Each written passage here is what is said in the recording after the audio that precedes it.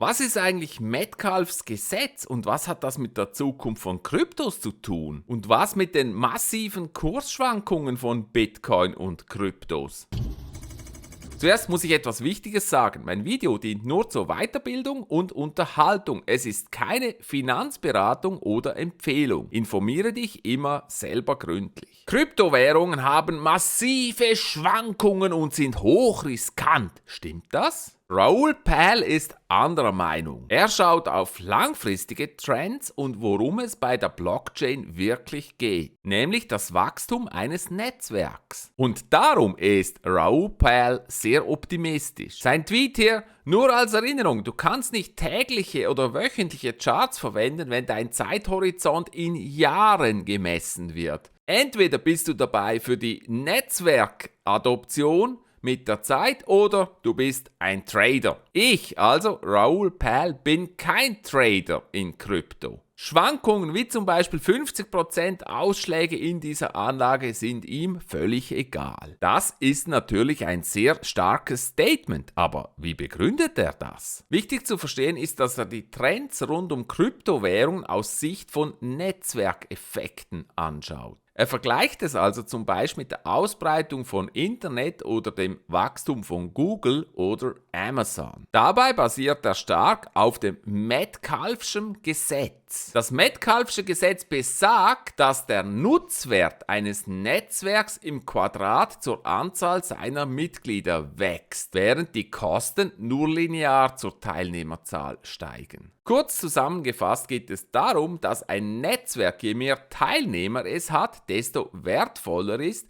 und desto schneller die Übernahme in die Gesellschaft stattfinden wird. Das sieht man hier sehr schön an der Telefonie. Wenn es nur 2 Telefone gibt, dann ist nur eine Verbindung möglich, aber je mehr Telefone es gibt, desto mehr nimmt die Anzahl der möglichen Verbindungen massiv zu, eben exponentiell. Ein schönes Beispiel dafür ist auch Social Media und was wir in diesem Bereich seit 2010 an massivem Wachstum und Übernahme in die Gesellschaft erlebt haben. Was heißt das nun für Bitcoin und Kryptowährung? Das hat er in einer Serie von Tweets mit schönen Beispielen erklärt. Dieses Bild hier zeigt das logarithmische Chart von Bitcoin. Logarithmisch ist die erste Ableitung der Kurve, das heißt, es stellt die Veränderung der Kurve der Werte von Bitcoin dar. Hier also im 2-Jahres-Durchschnitt. Es zeigt, dass trotz Schwankungen im Wesentlichen ein lineares Wachstum von Bitcoin zugrunde liegt. Das finde ich doch ziemlich eindrücklich. In seinem nächsten Bild hat er die Veränderung von Bitcoin mit Metcalfes Gesetz verglichen. Wir sehen das sehr schön auf diesem Bild hier. Die blaue gestrichelte Linie zeigt die Netzwerkadoption, also die Anzahl Teilnehmer,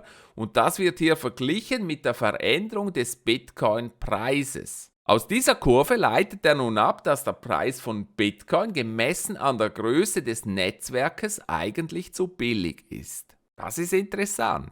Ganz spannend auch dieses Bild hier. Auf der linken Seite der logarithmische Verlauf von Amazon und hier direkt über mir der logarithmische Verlauf von Bitcoin. Bei Amazon der Zeitraum 2003 bis 2011, als die Hauptadoption des Netzwerks stattfand, verglichen mit jetzt bei Bitcoin. Es ist schon eindrücklich, wie ähnlich diese Kurven hier in der Adoptionsphase verlaufen. Und hier noch zum Vergleich eben nicht das logarithmische Bild, also das Wachstum, sondern wie die Kurven tatsächlich aussehen in diesen Zeiträumen. Also die kurzfristige Sicht. Auch hier sieht man, dass die durchaus vergleichbar sind mit massiven Schwankungen.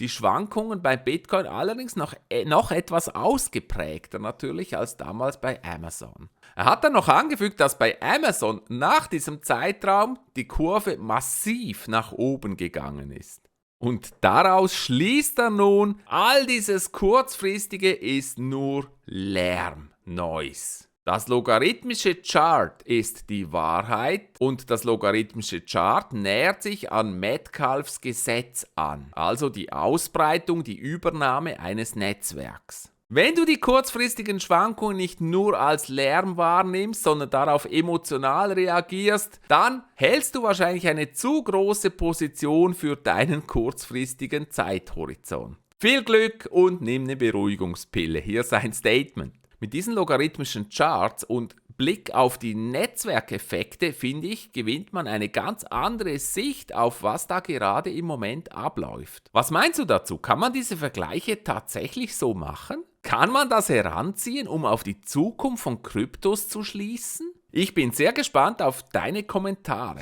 Ja, und natürlich nicht vergessen, meinen YouTube-Kanal abonnieren, damit du auch in Zukunft nichts verpasst. Und viel Spaß bei einem meiner anderen Videos.